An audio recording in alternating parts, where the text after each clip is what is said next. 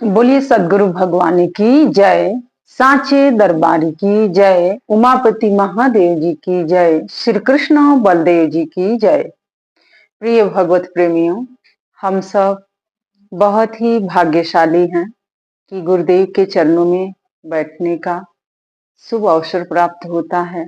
उनकी कृपा है, उनकी दया है, उनकी प्रेरणा है कि हम सबको सत्संग विचार मिलता है।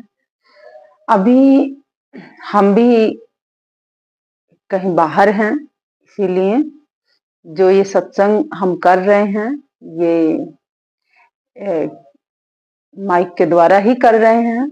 और आप लोग समझ सकते हैं कि जब व्यक्ति थोड़ा बाहर होता है तो फिर आश्रम जैसे नहीं हो पाती है सारी व्यवस्थाएं। सज्जनों, जिंदगी का जो मोड़ है बहुत ही अनमोल है, क्योंकि भगवान ने तो सबको जीवन दिया। कहते हैं कि ये जो प्रकृति के हर एक कण है वो हमें बहुत कुछ समझा रहा है। जैसे अग्नि है, जब हम अग्नि को जलाते हैं तो उसकी जो लौ है वो ऊपर की तरफ जाती है। पानी को यदि हम कहीं से गिराते हैं ऊंचाई से तो पानी का जो स्रोत है वो नीचे की तरफ बहता है। और सज्जनों, यदि हम कहें सूर्य का तपस निकाल लिया जाए तो फिर वो सूर्य कहलाने योग्य नहीं रहेंगे। चीनी है, चीनी की यदि मिठास उसमें से निकाल दिया जाए तो हम उसे चीनी नहीं कह सकते हैं। ठीक इसी प्रकार से ये मनुष्य जीवन है। यदि मनुष्य जीवन में भक्ति नहीं है, भाव नहीं है, श्रद्धा नहीं है, विश्वास नहीं है तो फिर ये जीवन जीवन नहीं है। सज्जनों, वैष्णव भक्त भागवत महापुराण में आता है कि एक बार एक पूज्य गुरुदेव थे जिनका शिष्य बहुत ही महान था, सेवा के लिए हर क्षण तत्पर रहता था। जब भी उसके मुख से बात निकलती थी तो सेवा की बात निकलती थी। लेकिन समय और परिस्थिति को किसी को ज्ञान नहीं होता है कि कब क्या हो सकता है। सज्जनों, एक दिन उन्होंने अपने गुरुदेव के पास जाते हैं और उन्होंने कहा कि गुरुदेव, आप जानते हैं मेरा बहुत मन हो रहा है कि मैं कहीं और जाके ध्यान करूं। गुरु ने समझाया कि सेवा परम धर्म है और जो सेवा नहीं करता है, सिर्फ ध्यान में भागता है, ध्यान के रास्ते पर जाता है तो उसका जीवन अधूरा होता है। सज्जनों, उन्होंने कहा गुरुदेव, मैं चाहता हूं कि एकांत में बैठ के मैं ध्यान करूं। सज्जनों, गुरु की अनुमति मिली। गुरु ने कोई अनुमति नहीं दिया, लेकिन वो चले गए। जैसे वो जाते हैं तो होता क्या है, एक जंगल में गए और जंगल में वो ध्यान में बैठे। कुछ दिन तो बहुत ही अच्छा बीता, लेकिन कहते हैं कुछ समय के बाद जो हुआ वो सोचा नहीं जा सकता है। तो सज्जनों, वहां पर जो घटना घटी वो बड़ा ही विचित्र थी। कहते हैं कि एक बार एक जो हिरनी थी वो गर्भ धारण कर रखी थी और उसे एक शेर जो था उसका पीछा कर रहा था और हिरनी बड़ी तीव्र गति से भाग रही थी। पानी पीने के लिए गई थी, लेकिन वहां पर उसे शेर भाई मिल गए और जो शेर था वो हिरनी को दौड़ा रहा था। हिरनी जब भागती है, आप जानते हैं ना, हिरन जो होता है छलांग लगाता है और जैसे उसने छलांग लगाया तो होता क्या है, उसके पेट से जो नवजात शिशु था वो बाहर आ गया और जो हिरनी थी वो भाग गई। इस दृश्य को वो जो शिष्य था वो देख रहा था। उसके मन में यह विचार आया कि क्यों ना मैं इस हिरन के बच्चे को मैं उठा के इसका पालन पोषण कर दूं। और सज्जनों, मन में ऐसा ख्याल आते ही, विचार आते ही उन्होंने उस हिरन के बच्चे को उठा लिया और जैसे ही उन्होंने उठाया, अपने लेके आते हैं जहां पर वो रहते थे वहां पर उसको हरी हरी घास लाते हैं, खिलाते हैं, पानी पिलाते हैं, उसकी सेवा करने लग गए। और कहते हैं कि किसी का भी बच्चा हो, बच्चा जो होता है बड़ा ही मनमोहक होता है। चाहे मनुष्य के बच्चा हो, चाहे पशु के बच्चा हो, चाहे जानवर का बच्चा हो, चाहे कीट पतंगों के बच्चे हो, लेकिन बच्चों का जो रूप होता है वो अति दिव्य होता है। और उसी दिव्य रूप से जो वो थे वो प्रभावित हो गए। और कहते हैं कि ध्यान तो उनका छूट गया, साधना छूट गई, लेकिन कहीं भी रहते थे तो उस उनके मन में बस एक ही चिंतन होता था कि यदि मैं नहीं रहूंगा तो हिरण का क्या होगा। और सज्जनों, कहते हैं कि जो जैसा चिंतन करता है उसके जीवन में वैसा ही प्राप्त होता है।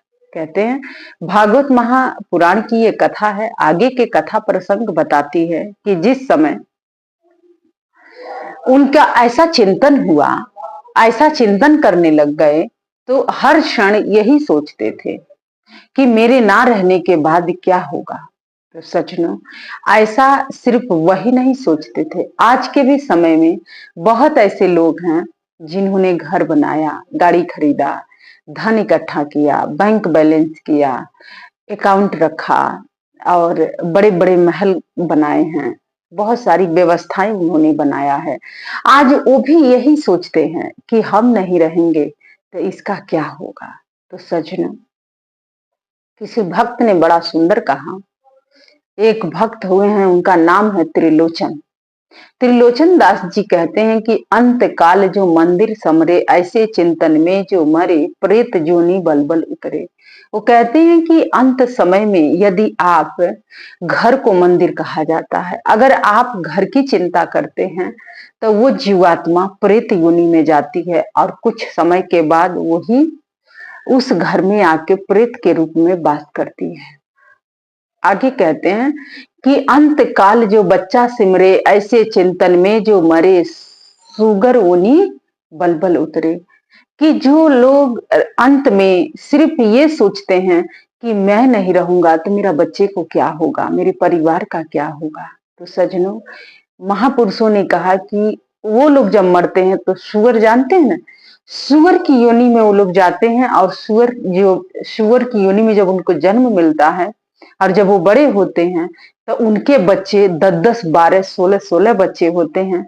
और वो कीचड़ में बैठे होते हैं और उनके बच्चे उनके कभी पीठ पे चढ़ते हैं तो कभी पैर के पीछे से निकलते हैं तो कभी आगे से निकलते हैं।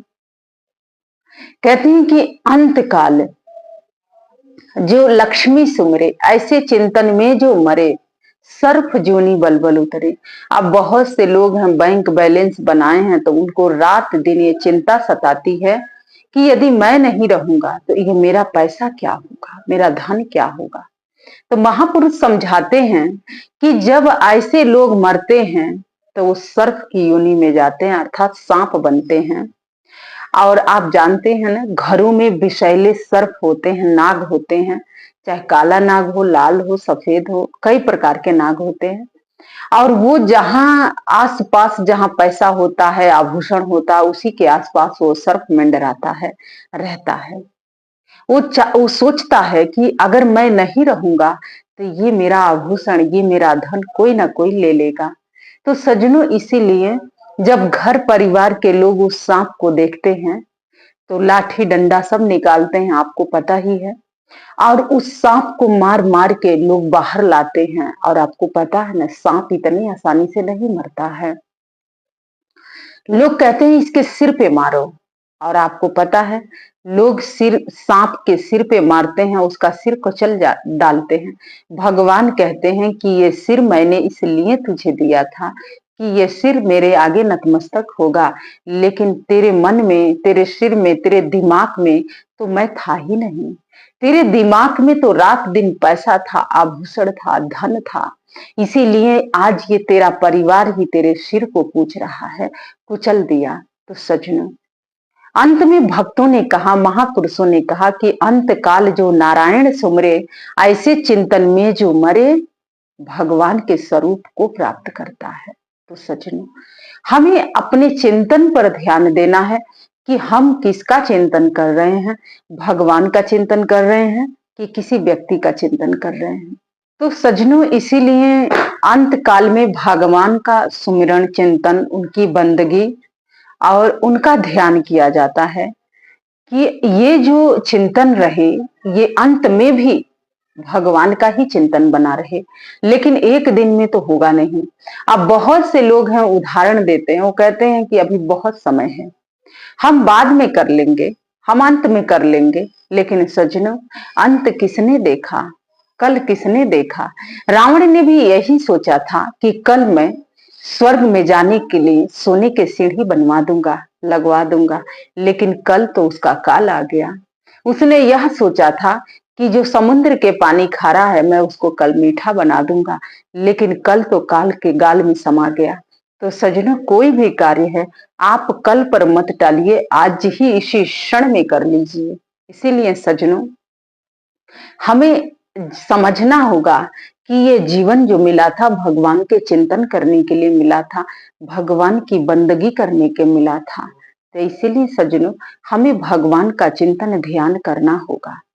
और आगे चल के उनका नाम था भरत, और वो उस हिरन से उनको इतना मोह हो गया, इतना मोह हो गया कि मरते समय भी उनका चिंतन उस हिरन में गया।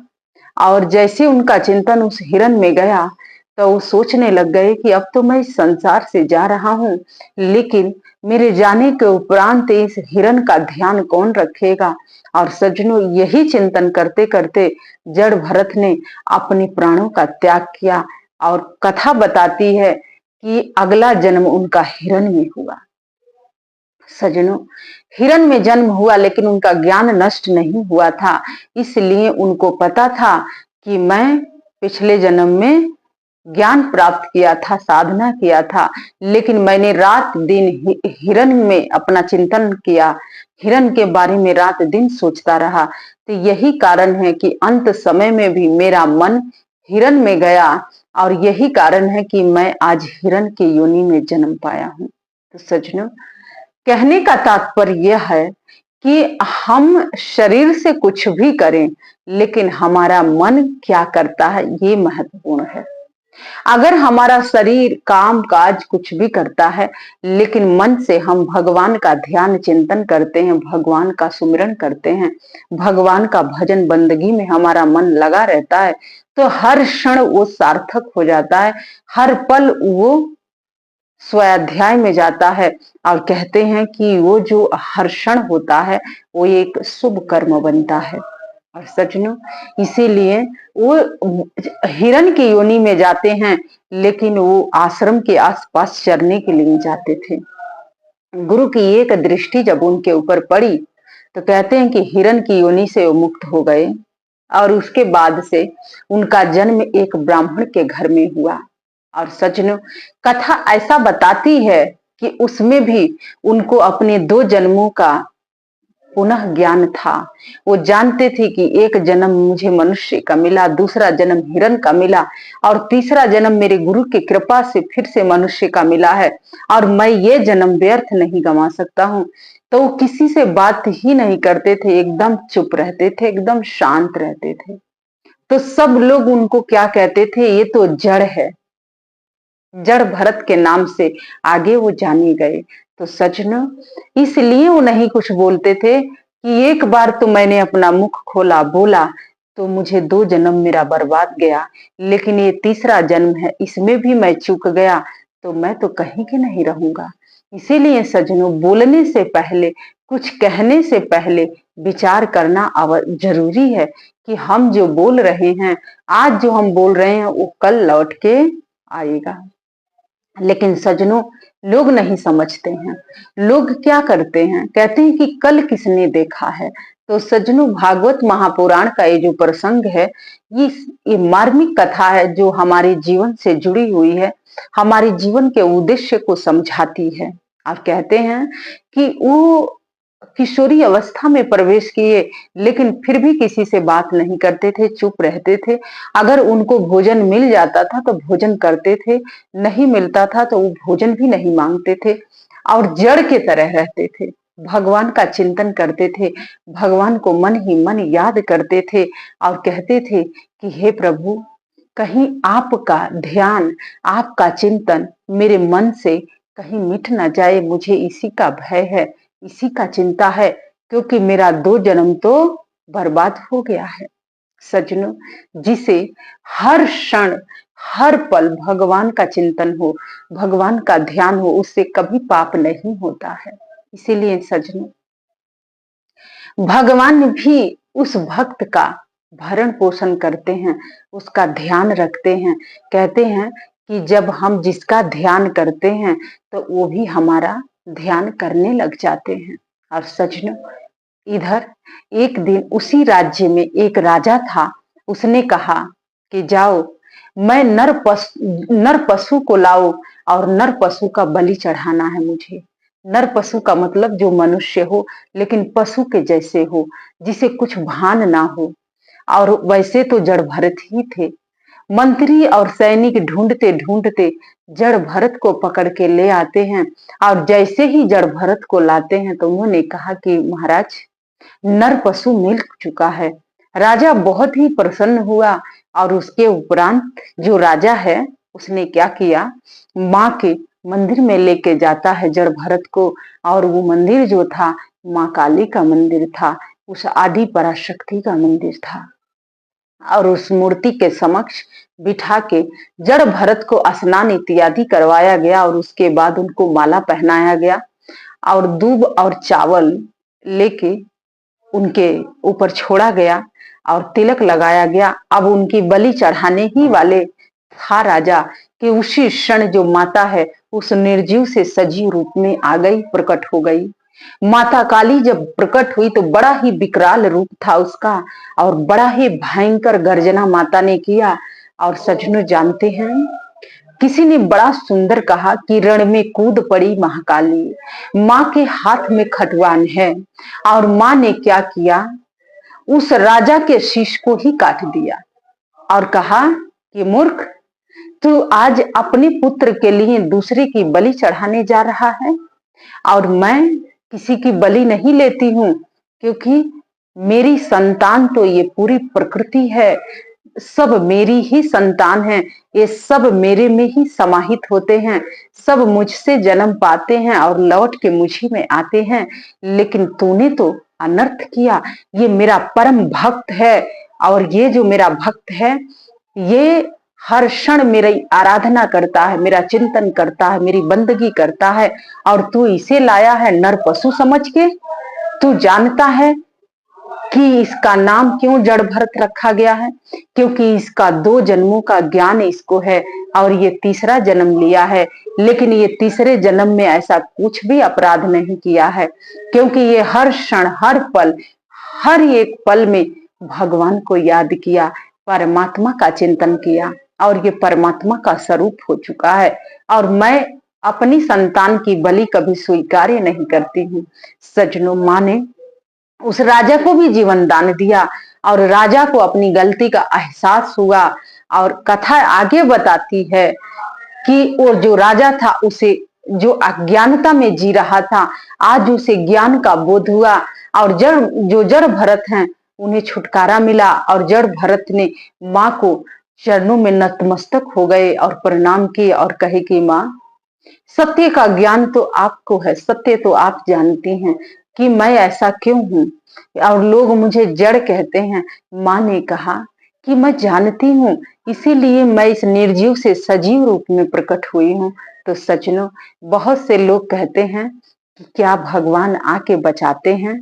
तो सज्जनों, हम कहते हैं कि भगवान तो हर क्षण खड़े हैं आपको बचाने के लिए, लेकिन आपकी पुकार ऐसी होनी चाहिए, परमार्थ की भावना होनी चाहिए। बहुत से लोग हैं, जब दुख तकलीफ जीवन में जब आती है तो लोग भगवान को याद करते हैं, माता को याद करते हैं। सज्जनों, आप तो अपने स्वार्थ के लिए उसको याद कर रहे हो, स्वार्थ के लिए उसे बुला रहे हो। तो स्वार्थ सिद्ध करने के लिए आप अगर बुला रहे हो तो क्या भगवान आएंगे, भगवती आएगी? कदापि नहीं। सज्जनों, भक्त और भगवान में कोई अंतर नहीं होता है। आज भक्त नहीं कुछ बोला तो मां निर्जीव से सजीव रूप में आ गई। तो सज्जनों, बहुत से लोग हैं, कहते हैं, उदाहरण देते हैं कि ये जो पशु बने हैं क्यों बनाया गया है? अरे खाने के लिए बनाया गया है, बलि चढ़ाने के लिए बनाया गया। तो सज्जनों, मैं कहती हूँ कि आप किसी और के पुत्र को बलि देके क्या अपने पुत्र को आप बचा सकते हैं? नहीं। किसी और की बलि चढ़ा के क्या आप अपने घर परिवार को सुरक्षित रख सकते हैं? नहीं। क्योंकि सज्जनों, आप यदि बलि चढ़ाना ही है तो आप अपने अहंकार की बलि चढ़ा दीजिए, आप अपनी वासना की बलि चढ़ाइए, आप अपनी इच्छाओं की बलि चढ़ा दीजिए, आप अपनी कामनाओं की बलि चढ़ा दीजिए। देखिए भगवान आपसे, भगवती आपसे कितना प्रसन्न हो जाएंगे। लेकिन लोग कहते हैं कि हमने मनौती रखा है। तो सज्जनों, मनौती ऐसा नहीं होना चाहिए कि आप किसी के पुत्र का ही बलि चढ़ा दीजिए। तो सज्जनों, समझना जरूरी है, माता कभी किसी की बलि नहीं मांगती है। ये लोग हैं जो कहते हैं कि माँ के हमने मनौती किया है। मनौती नहीं है, वो अपने जीव के स्वाद लेने के लिए वो लोग पशुओं की बलि चढ़ाते हैं। और मान लीजिए आपने मनौती किया भी है तो आप थोड़ा सा उसका कान थोड़ा सा काट के, टीका लगा के, उसके गले में माला पहना के आप जीवन दान दे दीजिए। माँ तो जीवन नहीं लेती है, जीवन दायिनी है। और आप कहते हैं कि माँ को बलि चाहिए, माँ माँ के भेंट चढ़ाने जा रहे हैं। अरे जिस माता ने जीवन दिया, क्या माता कभी जीवन ले सकती है? नहीं सज्जनों, विचार करना होगा। इसीलिए आवश्यकता है, जरूरी है कि हम अपने ऊपर चिंतन मनन करें। जड़ भरत ने तो चिंतन मंथन किया और विचार किया, तो 2 जन्म के उपरांत उन्होंने अपना तीसरा जन्म सार्थक किया। लेकिन सज्जनों, आज हम लोग कैसे हैं? भगवान बुद्ध कहते हैं अपने भिक्षुओं से कि यदि मैं तुम्हारे कई जन्मों की हड्डियों को इकट्ठा दिखा दूं तो तुम्हारे हर जन्म की जितनी हड्डियां हुई है एक पर्वत बन चुका है। हर जन्म में तुम रोए हो, अगर उन आंसुओं को इकट्ठा कर दूं तो एक सागर बन जाएगा, एक तालाब बन जाएगा, एक नदी बन जाएगा। तो सज्जनों, ये जो जीवात्मा है जब 84 लाख योनियों के चक्कर लगाती है तो वो रोती है, तड़पती है, बिलखती है और भगवान को याद करती है। तो सज्जनों, उस रोना और उस बिलखना को कौन समझ सकता है? परमात्मा के अतिरिक्त भगवान ही समझ सकते हैं। आपका रोना और कोई नहीं समझ सकता है सज्जनों। इसीलिए यदि आपको रोना है तो परमात्मा को याद करके रोइए, ईश्वर को याद करके रोइए, जैसे जड़ भरत का जीवन है।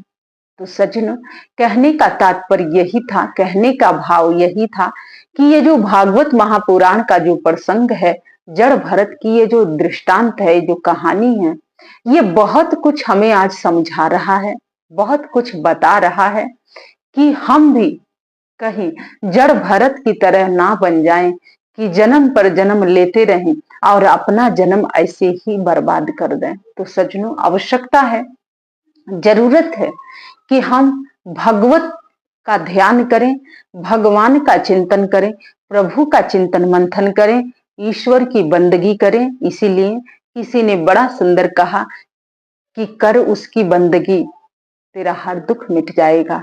तो सज्जनों, आवश्यकता है कि हम परमात्मा की बंदगी करें, परमात्मा से प्रेम करें, परमात्मा से एकाकार हो जाएं। क्योंकि जड़ भरत तो एकाकार हो गए, लेकिन हम सब कब एकाकार होंगे? और सज्जनों, इसीलिए समय समय पर संत महापुरुष आते हैं, गुरु आते हैं, क्योंकि गुरु के बगैर ये जीवन अधूरा है। इसीलिए सज्जनों, बहुत से लोग कहते हैं कि गुरु की क्या आवश्यकता है। तो सज्जनों, गुरु के बगैर ज्ञान नहीं हो सकता है, गुरु के बगैर कुछ नहीं आपको जीवन में मिल सकता है। इसीलिए कहते हैं कि राम कृष्ण तेसो बड़ा कौन है, वो भी तो गुरु की, 3 लोक के नायका, गुरु आगे आधीन। कि राम कृष्ण से बड़ा कौन है, तो भी तो अधीन है, और 3 लोक के नायका, गुरु आगे आधीन। कि 3 लोक के नायक होने के उपरांत भी आज गुरु के समक्ष वो लोग हाथ जोड़े खड़े थे, हाथ जोड़ के उनकी आज्ञा को सिरधारी किए, हाथ जोड़ के उन्होंने उनकी बंदगी की। तो सज्जनों, क्या हमें और आपको जरूरत नहीं है? जरूरत है। विवाद में ना फंसे, आप भगवान में जाएं, क्योंकि विवाद में जाएंगे, परपंच में जाएंगे तो आपका पुण्य नष्ट हो जाएगा, आपने जो किया है वो खत्म हो जाएगा। इसीलिए अगर आप अपने को बचाना चाहते हैं तो भगवत स्वरूप का चिंतन करिए, भगवान के चरण बिंदु में अपना शीश रखिए, अपना अपना ध्यान उनके चरणों में रखिए, क्योंकि वो चरण मोक्ष प्रदायिनी है, मुक्तिदायिनी है। उसी चरणों का ध्यान करके बड़े बड़े योगी मुनि मोक्ष को प्राप्त कर गए। तो सज्जनों, आप और हम यदि उन्हीं चरणों का ध्यान करेंगे तो क्या मोक्ष की प्राप्ति नहीं होगी? होगी। आवश्यकता है कि हम दूसरे पर काम ना करें, अपने ऊपर काम करें, क्योंकि यही भक्ति है। और भक्ति की शक्ति बताने की जरूरत नहीं पड़ती है, समय आने पर स्वतः ही पता चल जाता है कि हम भगवान की भक्ति किए हैं तो आपके इस तीनों लोकों में कोई हानि नहीं पहुंचा सकता है, क्योंकि भगवान स्वयं आपके रक्षक है। जिसका रक्षक है भगवान, उसका क्या बिगाड़े संसार। तो सज्जनों, जिसका रक्षक भगवान है उसका ये संसार क्या बिगाड़ सकता है। सज्जनों, तो जरूरत है कि हम भगवानमय हो जाएं, भगवान की बंदगी करें, भगवान का चिंतन करें, उनका ध्यान करें, प्रार्थना करें। और कैसी प्रार्थना, आइए आज उसी प्रार्थना के साथ मैं अपने विचारों को भी विराम देती हूँ। कहते हैं कि हे प्रभु, मुझे अंधकार से प्रकाश की तरफ ले जाइए, मुझे अज्ञानता के मार्ग से ज्ञान की मार्ग पर ले चलिए, मुझे मृत्यु के तरफ से हटा के अमृत की ओर ले चलिए। और हम सब अमृत की संतानें हैं, उस परमात्मा की संतानें हैं, उसी में मिलना है, उसी से एकाकार होना है। और आइए इसी मनोकामना के साथ मैं अपने विचारों को विराम देती हूँ और आप सभी भक्तों से आग्रह करते हैं कि भगवान के चरण बिंदु, भगवान के चरणों में हम एक जय घोष करते हैं। तो बोलिए श्री नारायण भगवान की जय, उमापति महादेव जी की जय, श्री कृष्ण बलदेव जी की जय। जय श्री राम, जय श्री राम, जय जय श्री राम। आशुतोष भगवान की जय, सांची दरबार की जय। धन्यवाद।